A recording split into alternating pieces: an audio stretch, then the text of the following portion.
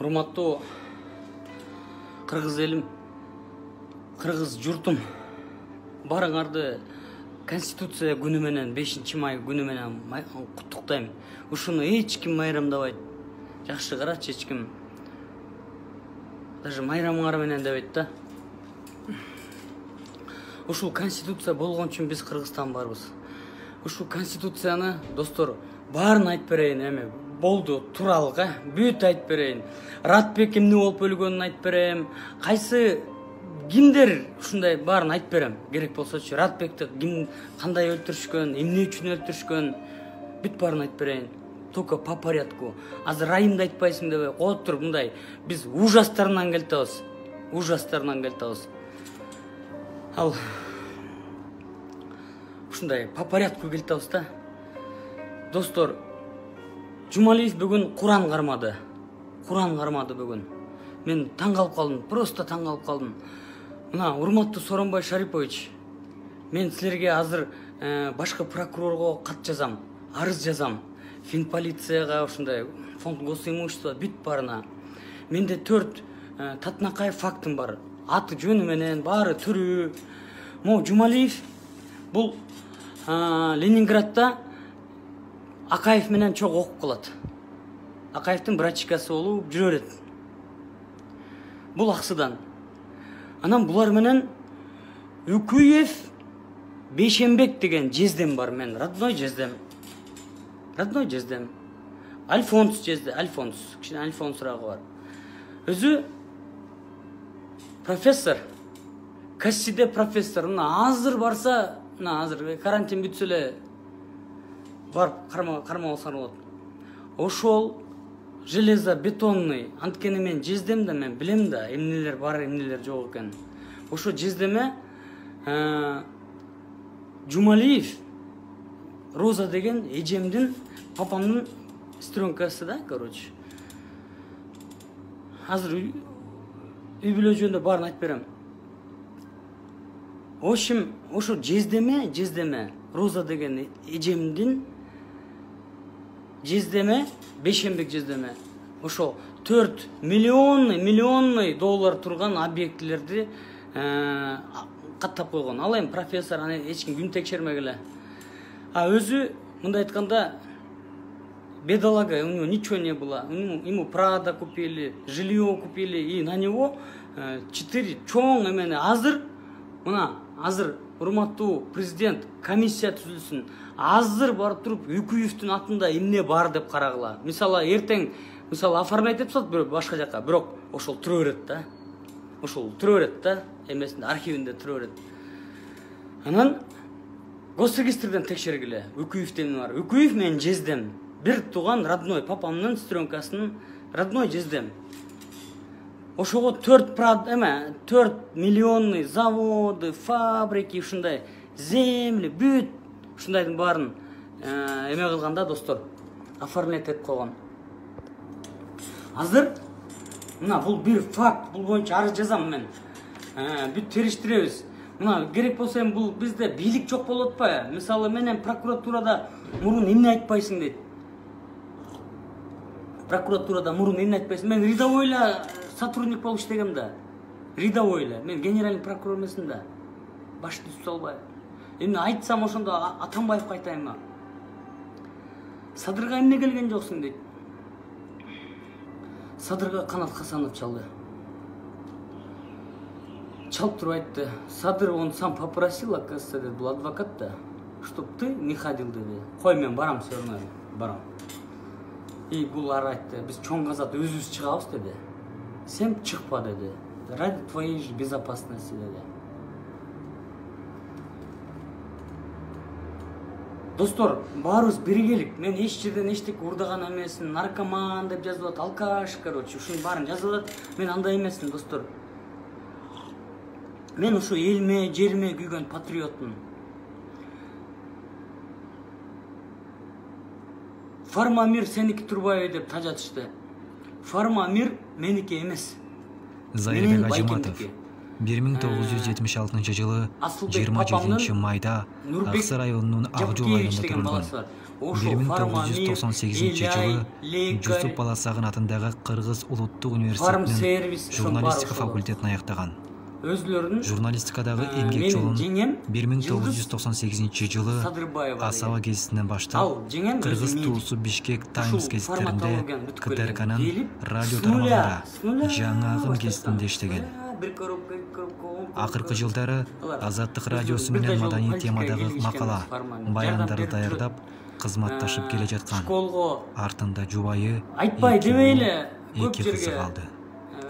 Эме скорый помощь, миллион сомдон суу чыгарып берип коет, ушинтип жүрөт. Ал брат жардам берет. Мен азыр силердин башыңарды ортотат. Бул анан мо кафе бар, ресторан. Алдагы бир байкемдик, алда стуля өзүлөр көтөрүлгөн. Булар политикага вообще бир да күн иштеген эмес. Коммерцияда келди. Бар билет, эл билет аны. Достор, бияктан азыр биз бирөөнөн кечирим сурадыңбы дейт. Эч кимден кечирим сураган жокмун, достор. Өмүрбек Черкешев келе чалып айттым. Не обессудь, чалып айткан жок, просто сообщение менен. Не обессудьте дедим. Не обессудьте Өмүрбек Черкешевич. Мындай эмоцияга кетип калганда боло берет экен дедим. Так не обессудьте, эч кимден кечирим сураган жокпуз. Бул Жумалиев жөнүндө айтып берейин.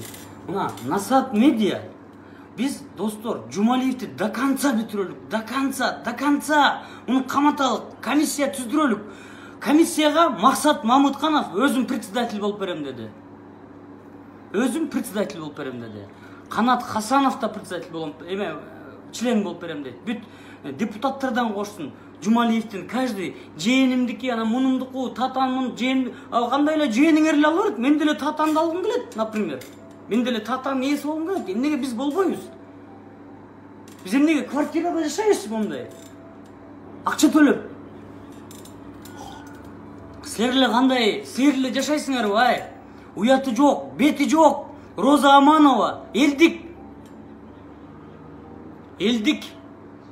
артист.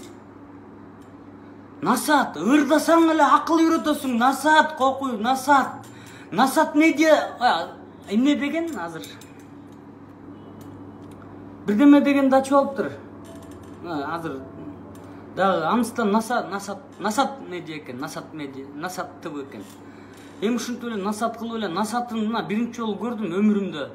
Карасам бүт эле концерт. Айланайын эл силерди жинди кылып салды, маңкурт кылып салды, мени кечирип койгула. Эң биринчи эмени өлтүрдү могу. Эмени өлтүрдү. Билимди өлтүрдү. Милицияларды өлтүрдү. Мына милициядан мага калп айтпайын, эркекче Куранын кармабай эле айтайын. Мага бир 300дөй милициянын аялдары чалды. Аялдар, ай, жетишпеген турмушта жашайбыз дейт. Булар 40 күн шамал болбоду, ушу как раз шамал менен борон, ушундай кычыраган кыш болду го бир канча күнү. Ошондо эшикте жатышты булар. Машинада бүт постторду кайтарышып, буларга деген 3 эсе чоң зарплат берилет. Пайковой, сайковой, анан в общем, казарменный, мындай тиндей деп 3-4 эсе эме болуп кетет. Ошону бергиле, достор. Мухаммедова айтып коеюн, мына өкмөт бергиле. Милициянын эмесин берип койгула. Милиция абдан жакшы кызмат кылышты. Канаткан начальник ГУВД Жумагазиевке рахмат. Ушундай тактично бары. Казакстанда өпкөгө тепти, Индияда саяк менен сабады. Бизде бирөөнү сабадыбы милиция? Милициянын эмесин бергиле. Бербесеңер, мына мен айтып атат, 10.000 киши алып келем. Мен акмак эмесмин, рекет эмесмин. Мисалы деп атам, башында мисалы деген сөзү бар. Керек болсо 10.000 киши менен барып сурап коебуз, ай. Комиссия түзүп туруп. Мунун баары мыйзам жолу бар да. Мыйзамдуу жол менен элди чогултат десеңер, эме бүтсүн, карантин бүтсүн. Милициялардын айлыгын бергиле. 3 эсе, 4 эсе бергиле. Милицияны деп туруп азыр 50.000 киши чыгалчы площадька. Кайсы милиция бизди айдайт? Кайсы милиция айдайт бизди? Мо милиция кызматкерлер, силерге рахмат. Мен силерди прокурорский работник катары түшүнөм. Ишиңерди ушунча тяжелый экенин. Ичинен билем, канча жолу биз убийство тергечүбүз илгери. Убийство. Канча жолу милициялар менен дос болчубуз биз. Анан ушул милицияларды карайлык. Азыр мына мени ген прокурор болсун дегендер бар. Ай, мактабай эле койгула. Мына Манаска теңеп солдасам, мен Манастын астында куртмун, мен мурун жок десем да азыр билип калдым. Мен Манас бабабыз бар, болгон. Ушул чоң казат деген кыймылды жасаган, кыргыздын баарын бириктирген. Ошондо да ошондой кокуй заманда жашаган экен кыргыз. Ошонун баарын бириктирип туруп чоң казат. Азыр чоң казаттын телефонун, штабын, бүт барын жазам чалгыла. Днём и ночью. Чоң казатка кошулбайт, достор. Мекен ынтымак айтат, давай силер чоң казат бизге кошулгула дейт. Чоң казат кыймыл өйдө турат. Манастын кыймылы да бул. Ана мекен ынтымагына кошулуп калабызбы биз? Чоң казат эч кимге кошулбайт. Манастын баба бирөө кошулбайт. Баары чоң казатка аттаныш керек. Же Манас айтып эле отурасызбы? Ай, най деп эле. Уксаң бир эмне дейт? Ай, Манасты, ай деп Манасты даңазалабайт. Манастын кантип даңазалайбыз? Чоң казатына биргебиз, бирикпейбиз. Аттанабыз уже. Аттанабыз. Кеттик. Тургула. Мени Максат Мамытканов, Мелис Аспеков азыр сага чалат. Рахмат сага. Эртең эмеге чакырып атасың жанакы прямой эфирге. Эртең прямой эфирге Максат Мамытканов и Канат Хасанов меня запретили, чтоб я из дома выходил. Эгерде бирөө келсе, 10 мүнөттө келебиз деди үйгө. Кудай буйрса. Үйдөн чыкпа, тебе заманивают деди. Максат Мамытканов айтты, мен билгеним бар деди. Ал КГБшник. Тебя заманивают дейт. Мен азыр эч жака чыкпайм, кухнядан чыкпайм. Силерге азыр могу Акаевтар Ратбекти кантип өлтүргөнүн айтып берем силерге. Кантип себепкер болгонун айтып берем. Акаевтар Ратбектин өлүмүнө. Ошону айтып берем. Ратбек эмне болуп байкуш өлүп калды? Эч кимге чемпион мира, эч кимге эмес, жок. Барын айтып берем, достор, азыр эч жака чыкпайм. Мага телохранитель да керек жок, эч ким керек жок. Колдогон эл турат. Биз бүгүн утушка жеттик, элим. Куран карматтык сволочь дейбиз. Барыңар сволочь дегиле. Айткыла, сотко баарыбызды берсин. Бүт баарыбызды кошуп келсин. Сотко бергенде 10 000 киши барабыз сотко. Баарыбызды элди соттосун, мен эмес. Мен тааныган байкелер бүт барар кошулула. Комиссар Катани. Жакшы байкемсиз экөөбүз абдан жакшы аке-үкө доспуз. Ошол жакта иштебеңиз. Кошулула чоң казатка. Кошулуңуз. Комиссар Катани, сиз каяктасыз? Сиз эмне уктап атасыз? Кошулуңуз. Кошулуңуз. Комиссар Катани жүрөктөн зам председателю собез болуп керек жок элге. Элдик киши элге келгиле.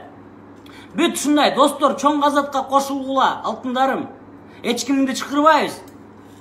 Эл келелик. Эл келгенден кийин бүт келет.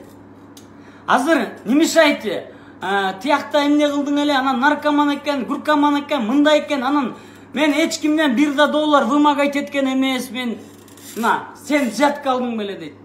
Ай, разычылыгын айтып келгендер болгон, албаганда уятта бир садоводческий эмен Борсоков мен прокурорум айтты, текшер деди. Аябай текшерип адилеттүүлүк менен бүтүрүп берди. Адилеттүүлүк менен бүтүрүп берсем Гуш деген болчу. Елена Владимировна деген. Ошол бир ящик соленья, варенье бирдемеден барын алып келиптир. Мына шабашкам айтып берейин. Албай койсоң таарынам дейт. Мага ушундай жакшылык кылың дейт. 3 жылдан бери тергеп ушунун аягына жетпей койдук элек дейт. Сен жарым жылда жетип бердиң дейт. Мен прокуратура рядовой эле болчумун. Рядовой эле. Прокуратурада жүргөндө эмне айтпайсың дейт. Аны Байтемирге суроо бергиле. Аны Элмурза Ракиевичке суроо бергиле. Ага чейин Саляновага бергиле. Канча прокурор болсо генерал ошолорго бергиле, мага бербегиле ал суроону. Саясатчылардын баарын көрдүңөр, депутаттың барын көрдіңдер. Давайте, достор, бөлішкілі, тұрғыла. Мен до конца тұрам. Эч қандай взятка албайым. $1 миллиард алып келсе де албайым. Мекен сатылбайды.